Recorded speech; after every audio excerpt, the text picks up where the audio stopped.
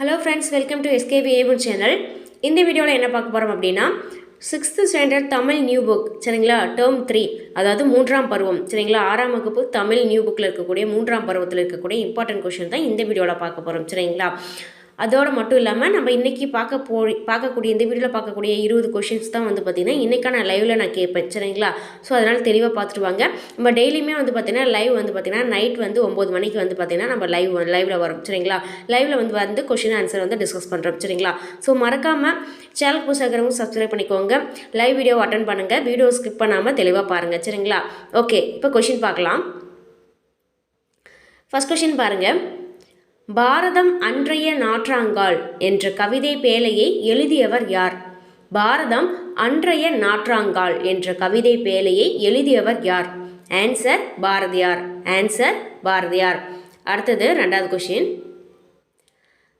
தாராபாரதியின் இயற்பெயர் என்ன?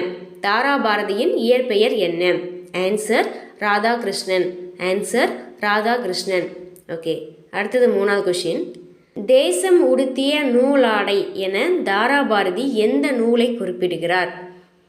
தேசம் உடுத்திய நூலாடை என தாராபாரதி எந்த நூலை குறிப்பிடுகிறார்? Answer Thirukkural. Answer Thirukkural. Okay, அடுத்தது 4வது கொஷின். காளிதாசனின் தேனிசை பாடல்கள் எதிரொலிக்கும் இடம் டேஸ். காளிதாசனின் தேனிசை பாடல்கள் எதிரொலிக்கும் இடம் டேஸ். ஆன்சர் காவிரி கரை. ஆன்சர் காவிரி கரை. ஓகே, அடுத்தது 5வது கொஷின். சேர்த்தெழுதுக.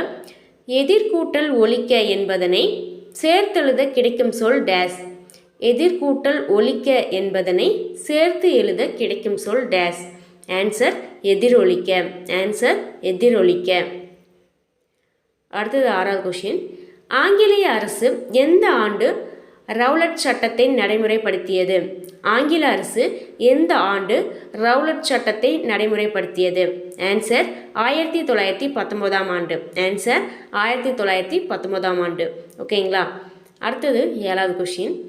காந்தியடிகள் தலைமை வகித்த இலக்கிய மாநாடு எங்கு நடைபெற்றது?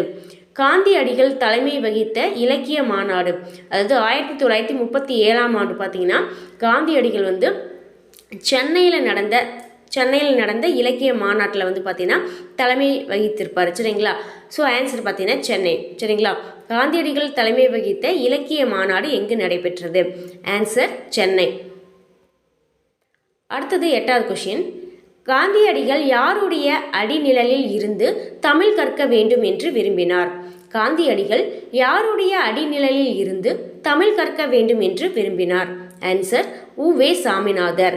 ஆன்சர் உ.வே. சாமிநாதர். ஓகே, அடுத்தது 9வது கொஷின். காந்தியடிகளிடம் உடை அணிவதில் மாற்றத்தை ஏற்படுத்திய ஊர் எது? காந்தியடிகளிடம் உடை அணிவதில் மாற்றத்தை ஏற்படுத்திய ஊர் எது? ஆன்சர் மதுரை. ஆன்சர் மதுரை. அடுத்தது 10வது கொஷின். தமிழ் கையேடு என்ற நூலை எழுதியவர் யார்? தமிழ் கையேடு என்ற நூலை எழுதியவர் யார்? Answer G U. Pope. Answer G U. Pope. Okay, அடுத்தது 11வது கொஷின். ராமநாதபுரத்தை ஆட்சி செய்த செல்லமுத்து மன்னரின் ஒரே மகள் யார்? ராமநாதபுரத்தை ஆட்சி செய்த செல்லமுத்து மன்னரின் ஒரே மகள் யார்? ஆன்சர் வீரமங்கை வேலுநாச்சியார். ஆன்சர் வீரமங்கை வேலுநாச்சியார். அடுத்தது 12வது கொஷின். வேலுநாச்சியார் யாரை திருமணம் செய்து கொண்டார்? வேலுநாச்சியார் யாரை திருமணம் செய்து கொண்டார்? ஆன்சர் சிவகங்கை மன்னர் முத்துவடுகநாதரை. ஆன்சர் சிவகங்கை மன்னர் முத்துவடுகநாதர் சரிங்களா. அடுத்தது 13வது கொஷின். டேஸ் கோவிலில் நடைபெற்ற போரில் முத்துவடுகநாதர் ஆங்கிலேயர்களால் நயவஞ்சகமாக கொல்லப்பட்டார். டேஸ் கோவிலில் நடைபெற்ற போரில் முத்துவடுகநாதர் ஆங்கிலேயர்களால் நயவஞ்சகமாக கொல்லப்பட்டார். எந்த கோவில் அப்படின்னு பார்த்தீங்கன்னா காளையார் கோவிலில் நடைபெற்ற போரில் தான் வந்து பார்த்திங்கன்னா இந்த முத்துவடுகநாதர் வந்து பார்த்திங்கன்னா ஆங்கிலேயர்களால் கொல்லப்பட்டார் சரிங்களா. ஓகே, அடுத்தது 14வது கொஷின்.